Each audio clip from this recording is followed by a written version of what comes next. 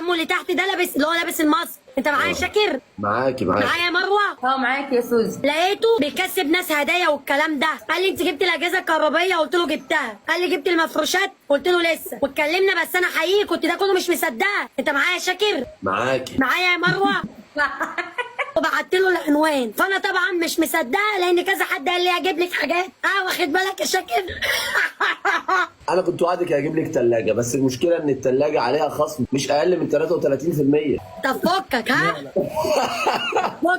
فكك من البكاسه. انت تويلت. المهم كنت نايمه النهارده، لقيت ابويا ايه بيقول لي الحقي ده الحوار اللي انت كنت بتحكي لنا عليه طلع بجد والناس جابت لك الحاجه. صحيت من النوم، خدت شاور، عملت الباروكه. المهم بنيت على امي قلت لها ده حاجه جت. امي شغاله في المستشفى، لقيت امي جت جري يا شاكر، سابت الناس بتموت وجت جري، جاب لي الحاجات دي، حاجات كتير. هو لابس البتاع ده عشان مش عايز اعرف حد هو مين. هو ده اللي بيغني؟ تولد ده اتكلم.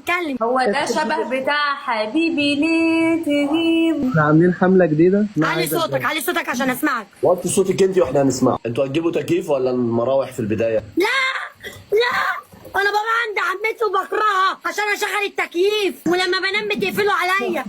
لا وربنا لو مشيت من الشقه دي بمشي على تكييف. يا لهوي بص الذل، شايف المروحه؟